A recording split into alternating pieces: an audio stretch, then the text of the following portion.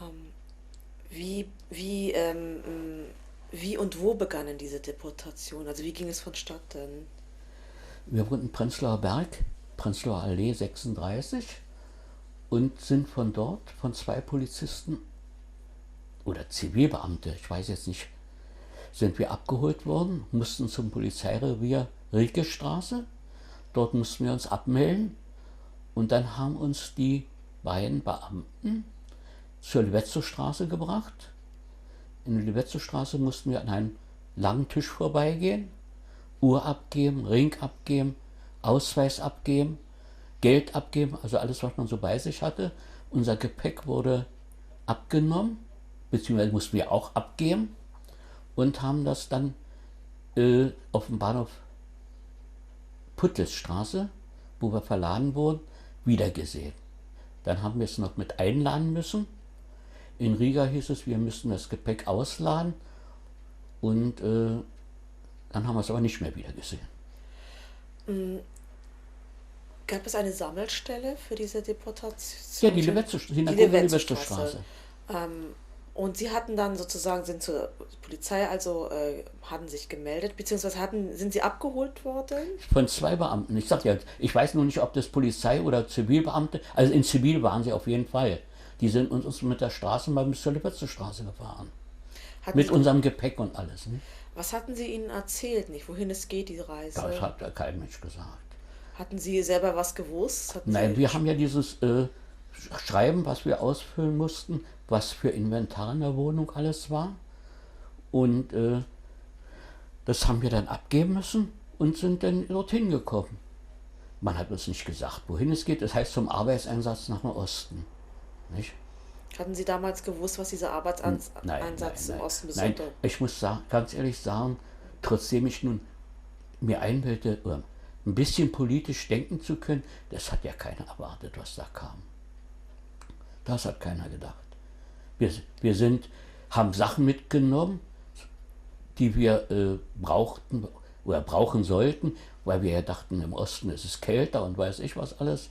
Und die haben wir ja alle nicht mehr wiedergesehen. Wie war die Reise, also Reise in Ja, Anführungsstrichen? War das war das ein großer Zug? Waren das viele Waggons? es waren mehrere Waggons. Ich weiß allerdings nicht genau. Ich bin immer von einer Zahl von über 1000 Personen ausgegangen. Ich habe jetzt aber mal gelesen, dass es so knapp 1000 waren. Also man hat ja nicht zählen können und man hat ja auch keine Ahnung gehabt, wer und was alles war. Denn ich habe jetzt in meinen Listen nachgesehen und stelle fest, dass sogar Bekannte bzw. Verwandte mit meinem Transport mitgekommen sind.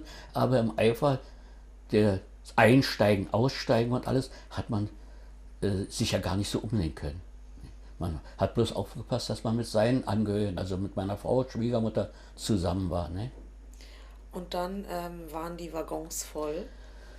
Wir hatten, im Gegensatz zu vielen anderen, hatten wir alte Personenwagen, nicht Viehwagen.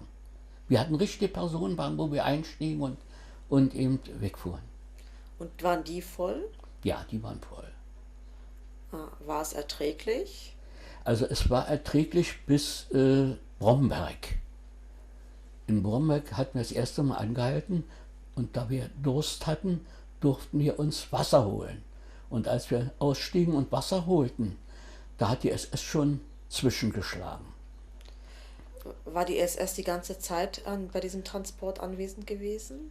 Ja, nicht in unseren Waggons. Die waren mitgefahren, aber sie waren nicht in unseren Waggons. Sie waren auf dem Bahnhof gewesen? Die waren auf dem Bahnhof. Der Bahnhof, das ist der Güterbahnhof Puttlitzstraße. Der war besetzt von SS, die aber mit uns keinen Kontakt hatten. Die haben das bloß abgesperrt. Ne? Und die SS, die dort Kommando gab, das waren ein paar Chargierte eben, die haben gebrüllt zwar, aber nicht geschlagen, aber es da noch nicht. Und in Bromberg?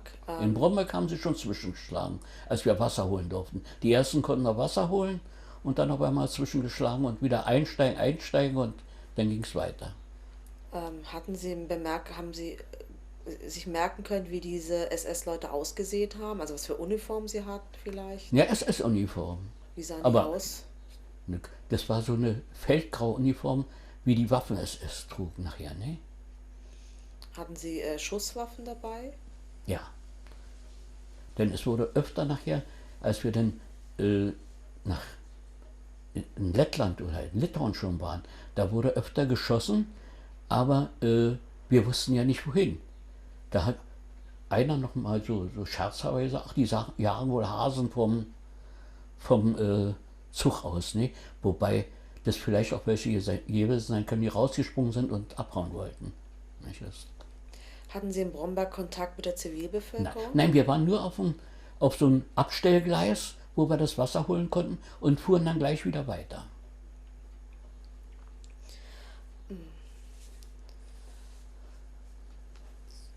Gab es nochmal einen Zwischenstopp? Oder sind Sie dann an Dann Ihr sind wir, Ziel dann gekommen? sind wir durchgefahren, wobei der Zug manchmal stehen blieb, auf freier Strecke wegen irgendwas, ich weiß nicht wieso, ne? Aber dann Zwischenstopp so als solches haben wir nicht mehr gehabt. Kein Aufenthalt für uns oder Aussteigen oder sowas. Und wie lange dauerte die Reise? 3 Tage. Wir sind am 19.10. von Berlin ab und waren am 22. beziehungsweise am 21. nachts, Zeit weiß ich, die Uhren hatten uns ja schon alles abgenommen, nachts dann angekommen und am Morgen wurden wir dann ausgeladen. Hatten Sie während dieser 3 Tage genug zu essen und zu trinken? Zu trinken nicht, aber zu essen hatten wir noch, weil äh, wir von der jüdischen Gemeinde, glaube ich, war das, noch ein Verpflegungspaket mitbekamen. Aber da kann ich mich jetzt aber nicht mehr für verbirgen, aber wir hatten noch zu essen.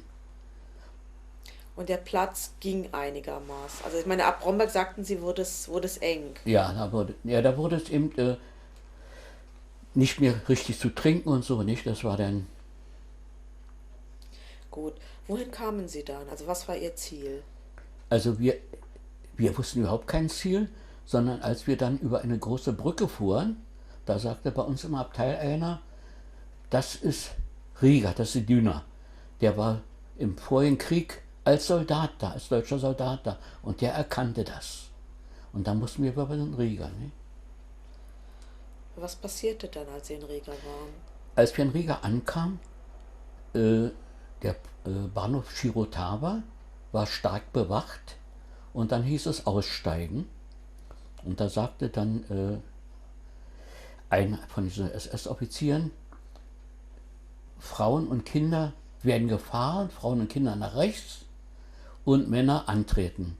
Dann sind wir angetreten und dann sagt er auf einmal, also wer nicht laufen kann, wir müssen das Gepäck ausladen und wer nicht laufen kann, es sind mehrere Kilometer zu laufen, der soll dann auch zur rechten Seite gehen, die werden dann auch gefahren und die anderen müssten laufen.